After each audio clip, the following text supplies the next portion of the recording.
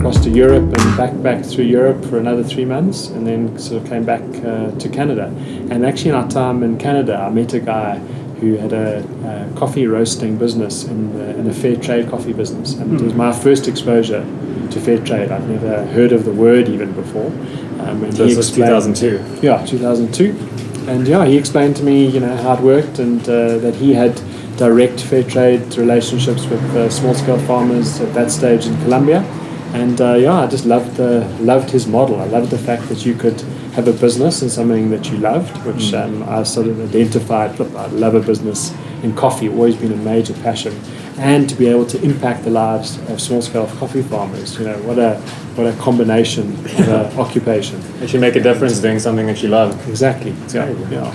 And so I came back to South Africa, and I didn't quite feel it was exactly right to start immediately. So I actually worked for an organisation called Starfish, raising funds for children orphaned or affected by AIDS. So I did that for 2 years, and then took the plunge and started my garage, and 18 months in my garage, 18 months in a mate's factory in Kaya Sands, and then landed up here at 44 Stanley. So you've been here for quite a while. Yeah, so I've been here since I've got the joy of marking milestones with my children. So Jessica is 15 years old, and that's how old the business is. And my son Ethan is now 11. I suppose he's turned 12 now, actually. Lockdown's a bit confusing. Yeah, time flew this year. I feel like we're still in May. I know.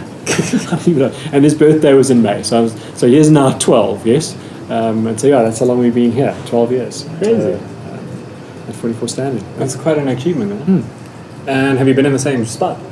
We have, yeah. I mean, we sort of, the spot stayed the same, as you would have probably noticed, or maybe you hadn't noticed, but we renovated it, so we were due to open just before lockdown.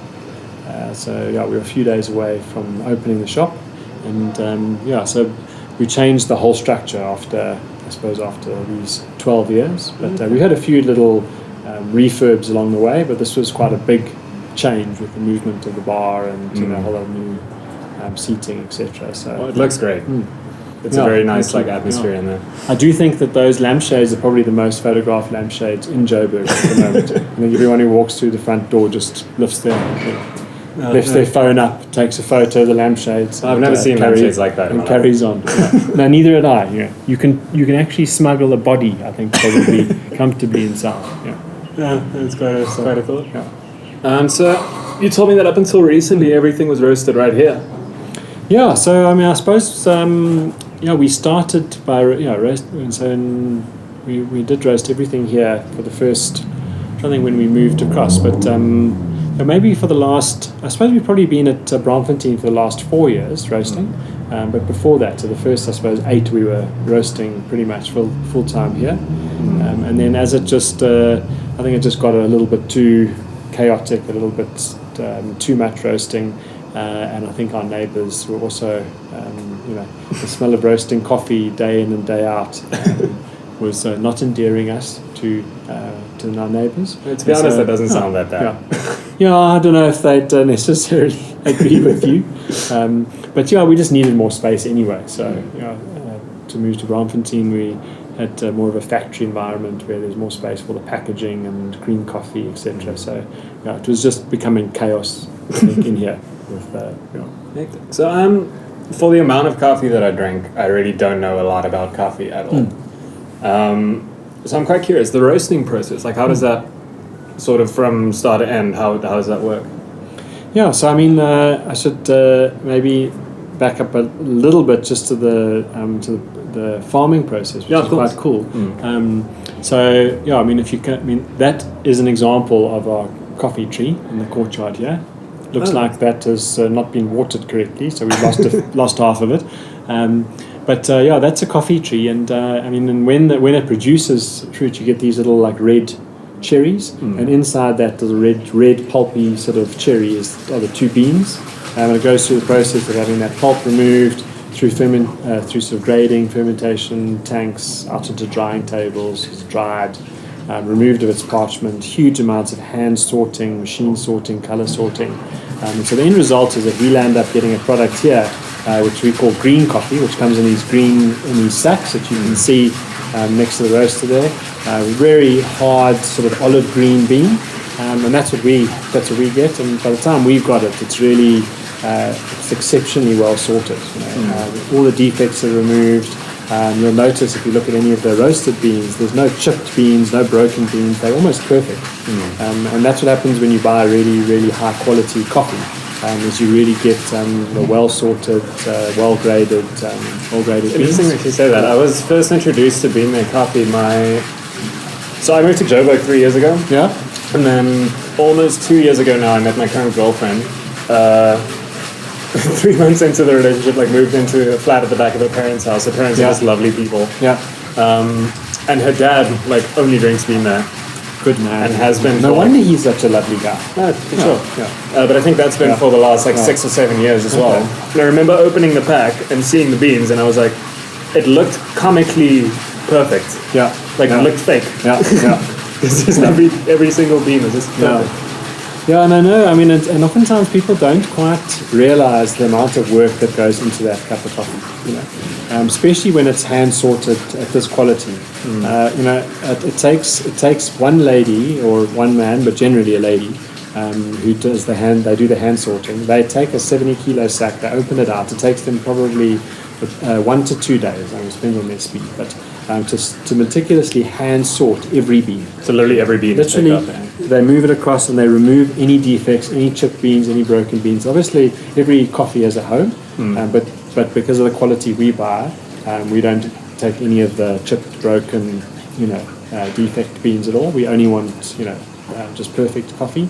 But you don't realize, it's like 2 days labor just to get one sack of coffee hand sorted, let alone all the work that's gone in before that. And so, so when it, you asked about the roasting process, but when it arrives, it's sort of this green coffee, hopefully as perfect as possible. And then we put it in the roaster, and the roaster is really just a big drum. So like a big, I would say, sort of a big washing machine really. It's just sort of turning, and it's heated by gas, gas flames, and it needs to constantly turn so that it doesn't sit and have a chance to burn in any particular space. And so what you want out of a good roaster is a good transfer of heat, which is why we've chosen these German Probat roasters. The one here at 44 Stanley is a 2004, and the one that we actually do most of our roasting on is from 1950. And they've got these cast iron drums with this really great heat retention, and that is able to transfer very even heat to the beans. I guess that makes for an even roast. Is it one of those things where they just don't make them like they used to? Yeah, I think so. I mean, I think the Probat is still existing, and they do. I mean, if we had to buy a new one, I think the new ones would probably. I mean, they're probably as good. I think there's maybe it's just just that we feel like nostalgia factor, a bit of nostalgia to vintage. We roast on a vintage Probat. Maybe there's something in that. Obviously, we've pimped ours out a bit with temperature probes and computer systems which attach to those probes, which very track our roasting process. So we can see exactly what's happening in the drum, which you obviously wouldn't have been able to do in 1950. So they're all retrofitted probes. And that gives us a real sense of what's happening in the drum and helps us, at least repeat processes to see what's happening, and also to pick up any issues. So, if you taste a bag of coffee and you're like, no, this is gag. I don't know what you did here. We can at least, with the batch number on the bottom of that bag, we can go back, look at that batch number and work out, what maybe something went wrong. And so the process is that you put these green beans in the drum, and then you're looking at we drop them in temperature-wise, sort of around about 180 to 200 degrees, and then it drops off, and then it climbs. And the roasting process is a constant sort of climb. You don't want to let the roasting stall. You want it to continue roasting. Otherwise, if you stall it, you're baking. So you want to roast coffee, not bake coffee. And I only know that because I baked the first few batches of coffee. So what happens when you bake it?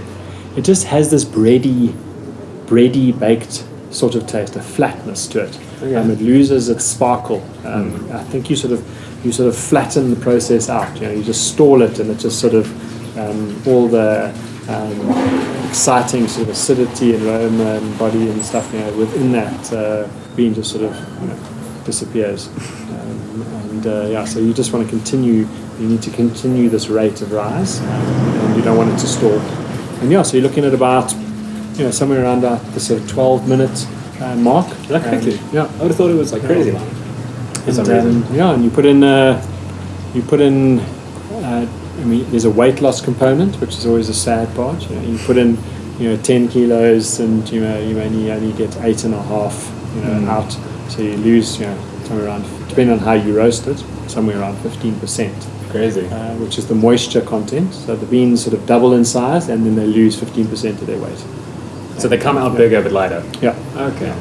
So it always feels like you're burning money inside because you paid for it, and now you put it in the roaster, and then what comes out is less.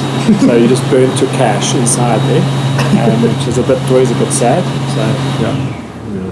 So I think it's a wonderful environment here. You get to hear the rushing water. And, just the water's a little bit.